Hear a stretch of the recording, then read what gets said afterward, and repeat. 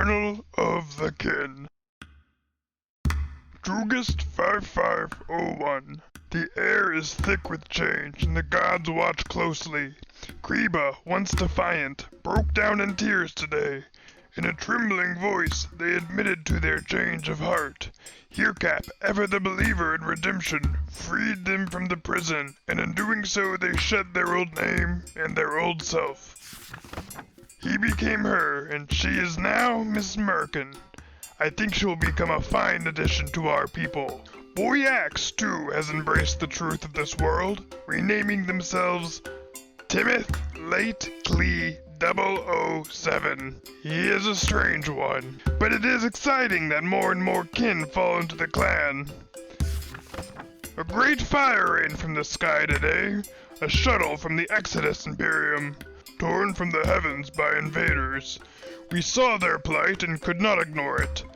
As the enemy descended upon them, we stood in defiance.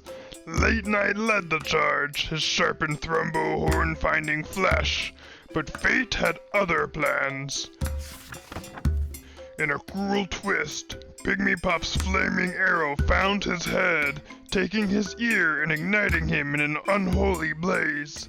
In her panic, she rushed to save him, but the enemy's blade struck her down, stabbing her over and over. Herbamoji, too, lost fingers in the fray.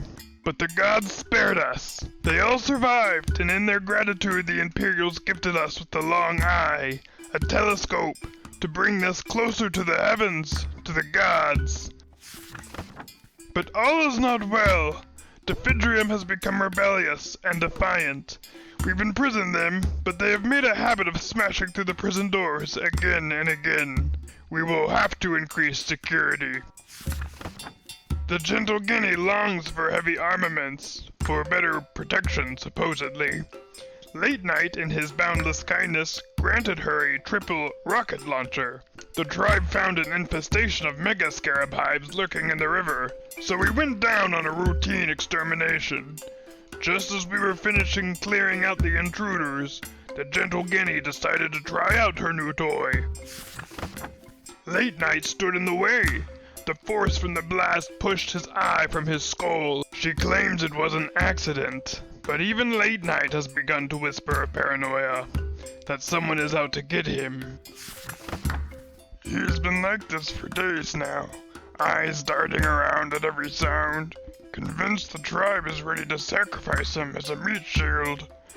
I see the fear eating at him, picturing himself thrown to the enemy while we run.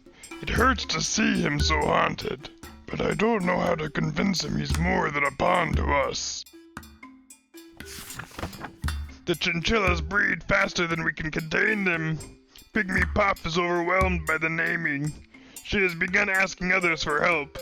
On top of this, Boy Tim found 50 iguana eggs. Surely a divine omen. We shall hatch them to honor the gods. And the gods do smile upon us. Pygmy Pop and Herbamoji. We watched their love bloom. I've noticed them flirting around camp, simple and sweet. But today, in a moment of true romance, Pygmy Pop proposed in the middle of her routine beating of the slaves. A sight to behold. Overcome with joy, Boy Tim gifted them a human heart, packaged with care. He will not say where he got it, a secret well kept. But the gods are not without their cruelty. Monsters came in the night, creatures unlike anything we've ever seen. Hideous, mummified monsters, cloaked in shadows. Snow-Obi-Wan fought bravely, but in the end, they fell. We will honor them the only way we know how. We will consume them, so they may live with us forever. The iguanas have hatched, and Pygmy Pop frantically names all of them. And just as the iguanas have entered their next life stage, so has Boy Tim. He is now Man Tim, though he refuses to become a tribe mate. He wishes to stay a slave, preferring to sleep on the ground by the generators, claiming it is his true place. We respect his choice, though it is strange. Jealousy brews outside our walls.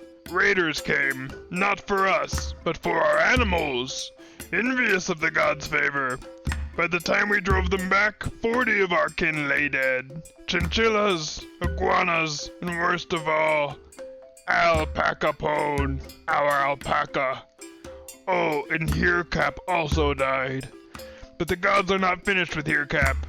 As Late Night returned from the dead, so too did he. The gods will not stand for such injustices. September 5501. Heercap has grown tired of waiting. The slaves in the research mine move too slowly. He has driven them all out, barricading himself inside, determined to find knowledge alone. This, however, has left us with a terrible problem. Heercap was our cook. Pygmy Puff has volunteered to take his place, though she struggles to balance naming of the endless animals with learning to cook. I fear this will do nothing for our gutworms. The Colosseum stands nearly finished, but the floor is too marshy. Heercap does not rest. He has thrown himself into his work, pushing forward with the fervor we have never seen before. He is determined to invent a moisture pump to dry out our Colosseum. Industrious, abrasive, obsessive. But the Colosseum will be completed, and the gods will be pleased.